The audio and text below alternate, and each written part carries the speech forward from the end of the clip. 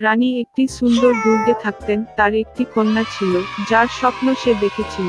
সন্তানের কালো চুল এবং সাদা ত্বক ছিল, অতএব তারা তাকে ডাকলেন স্নো হোয়াইট। এর পরেই রানী মারা গেলেন। রাজা দীর্ঘদিন শোক করলেন না। 1 বছর পরে তিনি নতুন রানীকে প্রাসাদে নিয়ে এসেছিলেন। তিনি সুন্দরী ছিলেন, তবে রাগ করেছিলেন। মহিলাটি তার সাথে একটি জাদু আয়না নিয়ে এসেছিল। প্রতিদিন তিনি তার প্রতিচ্ছবিটিকে প্রশংসা করেছিলেন এবং তাকে একটি প্রশ্ন জিজ্ঞাসা করেছিলেন, বিশ্বের সবচেয়ে সুন্দরীকে? আয়না সর্বদা কেবল সত্য বলেছে, অতএব এটি সততার সাথে রানীর সৌন্দর্যের প্রশংসা করেছে এবং মহিলা সুখের সাথে সজ্জিত হয়েছে।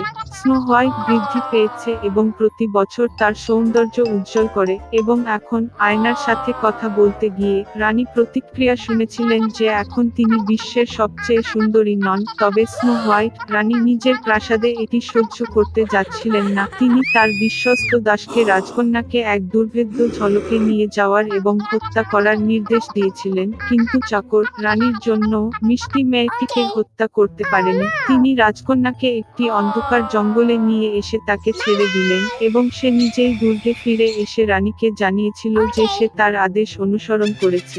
দীর্ঘদিন ধরে রাজকন্যা বনের মধ্যে ঘুরে বেড়াত পথে সমস্ত ধরনের বনবাসী তাকে সহায়তা করেছিল। স্নো হোয়াইট তাদের প্রতি অত্যন্ত সদয় ছিল এবং তাই তারা স্ট্রং বন্ধু হয়ে উঠল। সন্ধ্যার দিকে রাজকন্যা দুর্ঘটনাক্রমে একটি ছোট্ট বাড়িতে হোঁচট খেয়েছিল। তিনি সেখানে গিয়ে দেখলেন যে বাড়িতে কেউ নেই। টেবিলটি 7 জনের জন্য সেট করা হয়েছিল এবং শোবার ঘরে 7টি খাট ছিল, এবং এই বাড়ির সমস্ত কিছুই খুব ছোট ছিল। সুতরাং স্নো হোয়াইট বুঝতে পেরেছিল যে এখানে 7টি ছোট মানুষ বাস করে। দীর্ঘ এবং কঠিন যাত্রা শেষে তিনি একটি বিছানায় শুয়ে পড়লেন এবং দ্রুত ঘুমিয়ে পড়লেন। 7 বামন গভীর রাতে বাড়ি ফিরেছিল। অপ্রত্যাশিত অতিথির উপস্থিতিতে তারা বিস্মিত হয়েছিল। স্লিপিং স্নো হোয়াইট এত মনোমুগ্ধকর ছিল যে বামরা তাকে ঘুমাতে দেওয়ার সিদ্ধান্ত নিয়েছিল এবং তাকে জাগিয়ে তুলেনি। সকাল এসেছে। স্নো হোয়াইট জেগে উঠল।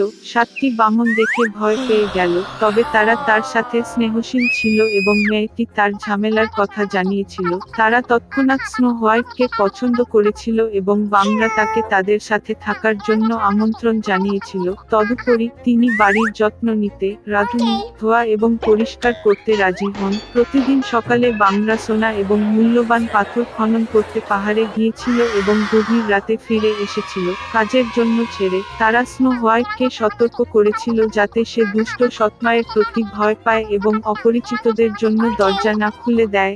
এই সময় রানী যথারীতি গোপন কক্ষে যান জাদু আয়নার সাথে কথা বলতে, কিন্তু আয়না হঠাৎ করে বলেছিল যে তিনি বিশ্বের সবচেয়ে সুন্দরী নন। তবে স্নো হোয়াইট, যে রাজকন্যা এখনো বেঁচে আছে এবং ঘরে জিনোমাদের সাথে থাকে। রানী খুব রেগে গেলেন এবং স্নো হোয়াইটকে নিজেই ডিল করার সিদ্ধান্ত নিয়েছিলেন। তিনি একটি গোপন কক্ষে গিয়ে সেখানে একটি বিষাক্ত আপেল রান্না করেছিলেন। এটি বাইরের দিক থেকে খুব সুন্দর ছিল, তবে কেউ যদি একটি টুকরো এমনকি খায় তবে সে অবশ্যই মারা যায়। আপেলটি প্রস্তুত হয়ে গেলে রানী পুরানো বণিকে পরিণত হয়ে বামনাদের বাড়িতে এল। মিষ্টি বুড়ো মহিলাকে দেখে স্নো হোয়াইট তার জন্য দুঃখিত হলেন। সে কোনো সন্দেহ না করে বাড়ি ছেড়ে চলে গেল। বৃদ্ধ মহিলাটি একটি পাকা আপেলের সাথে মেয়েটির সাথে চিকিৎসা করেছিলেন এবং বলেছিলেন যে তিনি যদি এই আপেল খান তবে তিনি চিরকাল যুবক এবং সুন্দরী থাকবেন। স্নো হোয়াইট তাকে বিশ্বাস করেছিল এবং আপেলকে কামড়ানোর সাথে সাথে সে মরে পড়ে শ্বাস বন্ধ করে দিয়েছে। সন্তুষ্ট রানী প্রাসাদে গেল। সন্ধ্যায় বামরা কাজ থেকে ফিরে এসে স্নো হোয়াইটকে মাটিতে পড়ে থাকতে দেখেছিল। সে নিঃশ্বাস ফেলছিল না। তারা এত জোরে কাঁদতে লাগলো যে তাদের কান্না শুনতে পেয়েছিল পাশের জঙ্গলে শিকার করা সুদর্শন রাজপুত্র। কি রকম চিৎকার উঠেছে যে সমস্ত প্রাণীকে ভয় পেয়েছিল তা তার কাছে আকর্ষণীয় হয়ে উঠল, এবং রাজকুমার যখন বামনাদের বাড়িটি পেয়েছিলেন তখন তিনি স্নো হোয়াইটকে দেখতে পেলেন। তিনি এত সুন্দর ছিলেন যে যুবরাজ তৎক্ষণাৎ তার প্রেমে পড়েন। তিনি বামনাদের তাকে তার সাথে দুর্গে নিয়ে যাওয়ার জন্য রাজি করান, কারণ সেখানে তার চিকিৎসক রয়েছে যারা স্নো হোয়াইট নিরাময় করতে পারেন। বামরা এটি অনুমতি দিয়েছে। তখন রাজপুত্র তার দাসদের রাজকন্যাকে কাঁধে বহন করার আদেশ দিলেন, এবং যখন তারা তাকে বহন করছিল এমন সময় ঘটল যে চাকররা কিছুটা ঝোপের উপর ঝাঁপিয়ে পড়েছিল এবং এই রংটা থেকে এক বিষাক্ত আপেলের টুকরো স্নো হোয়াইটের মুখ থেকে পড়ে যায় এবং সে জেগে ওঠে। যুবা যুবরাজকে দেখে মেয়েটিও তার প্রেমে পড়ে যায় এবং তাকে বিয়ে করতে রাজি হয়। তারা তাদের দুষ্ট সৎ মাকে বিবাহের আমন্ত্রণ জানিয়েছিল, ক্রোধের কারণে যে স্নো হোয়াইট এখনো বেঁচে আছে এবং এখন তার দীর্ঘ ও সুখী জীবন তার জন্য অপেক্ষা করছে। রানী জাদু আয়নাকে ভেঙেছিল এবং এর মধ্যে আর কখনো তাকাতে হয়নি।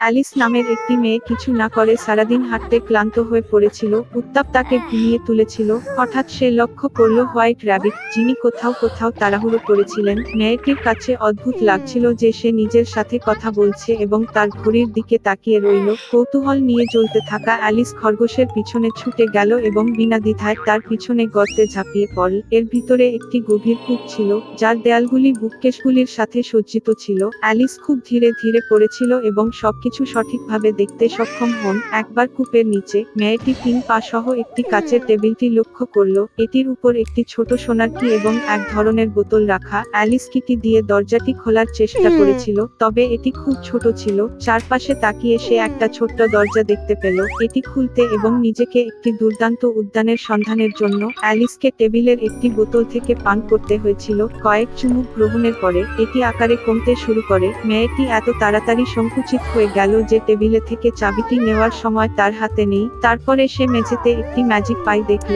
অ্যালিস একটি কামড় নেওয়ার সাথে সাথেই তিনি দ্রুত উপরের দিকে বাড়তে শুরু করলেন। মেয়েটি এত বড় হয়ে গিয়েছিল যে সে লালিত দরজা দিয়ে আর যেতে পারছে না। অ্যালিস এত কাঁদতে লাগলো যে খুব শীঘ্রই তার কাছে একটি বিশাল পথ ফোটে। এই মুহূর্তে তিনি হোয়াইট খরগোশটি লক্ষ্য করলেন। মেয়েটি তাকে ডেকেছিল, কিন্তু সে তাড়াহুড়া করেছিল এবং ভয় তার গ্লোভস এবং পাখা ফেলে দেয়। অ্যালিস তাদের তুলে নিল এবং কিভাবে সে সংকুচিত হতে শুরু করেছে নোটিসের কারণ ছিল একটি জাদু ফ্যান। অ্যালিস তার নিজের কান্নার পুকুরে পড়ে গেল। যখন তাকে উপকূলে নিক্ষেপ করা হয়েছিল, তখন মেয়েটি আবার খরগোশের দিকে লক্ষ্য করেছিল। তিনি এলিসকে তার কাজের মেয়েটির সাথে বিভ্রান্ত করেছিলেন এবং নতুন গ্লোভস এবং একটি ফ্যানের জন্য অবিলম্বে বাড়ি যাওয়ার নির্দেশ দেন। অর্ডার আদেশটি সম্পাদন করতে দৌড়ে গেল মেয়েটি। খরগোশের বাড়িতে সে কৌতূহল প্রতিহত করতে পারেনি এবং বোতল থেকে কিছু তরল পান করেছিলেন। এর ফলে অ্যালিস বিশাল আকারে বেড়ে যায় এবং দ্রুত পুরো বাড়িটি পূর্ণ করে তোলে। তিনি কেবল পাইগুলির জন্য ধন্যবাদ সংকুচিত করতে সক্ষম হন। আগের দিকগুলি ফিরে পেয়ে মেয়েটি পালিয়ে গেল। শীঘ্রই তিনি একটি বিশাল মাশরুম দেখতে পেলেন, যার উপরে একটি বিশাল নীল রঙের শুকনো বসে আছে। অ্যালিস তার কাছে তার উচ্চতায় ক্রমাগত পরিবর্তনগুলি নিয়ে অভিযোগ করেছিলেন। শুঁয়োপোকা মেয়েটিকে এক টুকরো মাশরুম খেতে পরামর্শ দিয়েছিল। অ্যালিস একটি ছোট কামড় খেয়েছে এবং শেষ পর্যন্ত তার স্বাভাবিক উচ্চতায় ফিরে আসে এবং সে এগিয়ে গেল। হঠাৎ অ্যালিস একটা বাড়ি দেখতে পেল। ভিতরে ওকে মেয়েটি রান্নাঘরে ছিল, যেখানে সে দুচেসকে কাঁদতে কাঁদতে কাঁদতে কাঁদতে বাচ্চা শিশুটিকে দেখল। এক বিশাল বিড়ালটি মেঝেতে বসে কান থেকে কানে হাসছিল। ডাচেস এলিসকে বুঝিয়ে দিয়েছিল যে সে হাসছে কারণ এটি চেশির বিড়াল ছিল। হঠাৎ বিড়ালটি অদৃশ্য হয়ে গেল এবং শিশুটি কান্নায় ফেটে গেল। ডাচেস শিশুটিকে অ্যালিসের হাতে দিয়েছিল এবং সে নিজে রানীর কাছে গিয়েছিল। মেয়েটি অবাক হয়ে জানতে পেরেছিল যে সে একটি শিশুকে ধরেছে না, তবে একটি সত্যি ছোট্ট শূকর। বিড়ালটি পুনরায় উপস্থিত হয়ে এলিসকে মার্চ হেয়ার সন্ধানের পরামর্শ দিয়েছিল এবং তারপরে সে অদৃশ্য হয়ে গেল এবং কেবল তার হাসি বাতাসে রইল। মেয়েটি রাস্তায় ধাক্কা মারল। শীঘ্রই তিনি মার্চ হেয়ার বাড়িটি দেখতে পেলেন। চা পার্টি শুরু করার ঠিক সময়ে অ্যালিস এসেছিল। টেবিলটি বিশাল ছিল, তবে কেবল মার্চ হেয়ারে ম্যাড হ্যাটার এবং সোনার মাউস এতে বসেছিল। তারা কাউকে টেবিলে বসতে দেয়নি এবং বলেছিল যে কোনো জায়গা নেই। অ্যালিস শিখেছিল যে সময় হত্যার শাস্তি হিসাবে তারা ধারাবাহিকভাবে চা পান করতে বাধ্য হয়েছিল। আর এবং হ্যাটার প্রতিটি সম্ভাব্য উপায়ে মেয়েটিকে ঠাট্টা বিদ্রুপ করেছে এবং তাকে উপহাস করেছে। এই রকম অভদ্রতা সহ্য করতে না পেরে সে চুপচাপ উঠে চলে গেল। শীঘ্রই অ্যালিস নিজেকে একটি দুর্দান্ত বাগানে আবিষ্কার করলেন। তিনি উদ্যানগুলিতে খেয়াল করলেন যারা কার্ড খেলেন তারা সাদা গোলাপ লাল লাল। মেয়েটি এতে খুব অবাক হয়েছিল। তিনি শিখেছিলেন যে তাদের রানী লাল গোলাপ পছন্দ করে এবং কেবল সাদা রঙের বেড়ে ওঠে। সামান্যতম অপরাধের জন্য রানী তার দাসদের মৃত্যুদণ্ড কার্যকর করেছিলেন। উদ্যানপালকরা বলেছিলেন যে সে এখন যে চাকরটি কুকিগুলি চুরি করেছে সে বিচার করছে। অ্যালিস খুব আগ্রহী ছিলেন এবং তিনি আদালতে যান। সেখানে সে মার্চ হেয়ার এবং ম্যাড হ্যাটার সাক্ষ্য দিচ্ছিল।